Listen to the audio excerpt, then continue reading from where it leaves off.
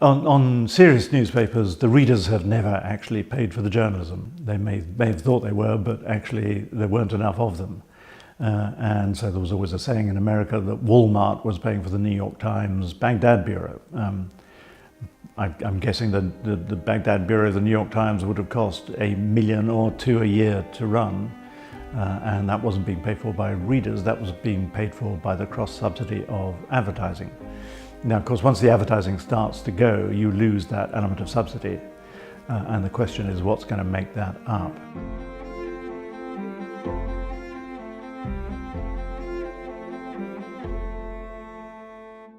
So when I started editing The Guardian, we were a newspaper.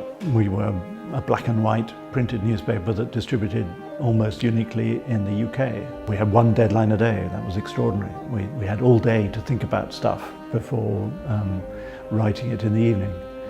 By the time I left 20 years later, we were using video, audio, graphics, colour, moving pictures. We were pumping stuff out every minute of the day, 24 hours a day. Living in the middle of a revolution is a frightening thing, but it can also be exhilarating. And I found the exhilarating bit was the complete refiguring of the relationship between the journalist and the reader. And the fact that the reader could, for the first time in history, publish and share and distribute material themselves was obviously remaking society in a very dramatic and profound way, and trying to work out where journalism fitted in that and how journalism needed to be remade. What was the most exciting thing possible. I think in a way our generation of journalists was incredibly privileged to be able to be part of that. The Snowden story was undoubtedly the hardest story, technically, logistically, ethically, journalistically, that I ever did, and it raised really profound questions about the institutional robustness and independence of the press. It was the Prime Minister who instructed Britain's most senior civil servant to tell the Guardian newspaper to destroy a computer. I think you have to start from the starting point that it is legitimate for the press to write about national security. You can't have areas of state behaviour that are off limits. And therefore you have to be able to say that editors should be able to reach decisions responsibly on what is in the national interest to write about.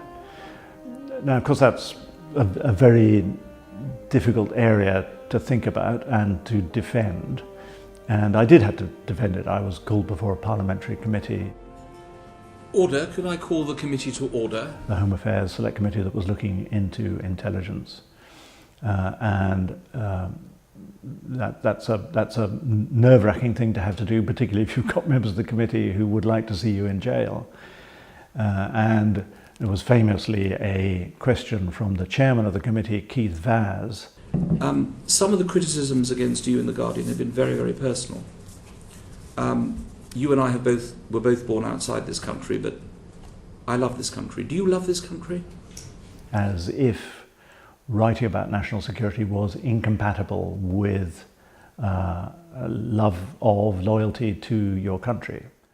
And after being momentarily nonplussed to be asked the question, I responded words to the effect that the thing I loved about my country was that journalists were free to write, that we had free expression, a free press, and that you could do that kind of journalism without being carted off to jail, as you would be in many countries.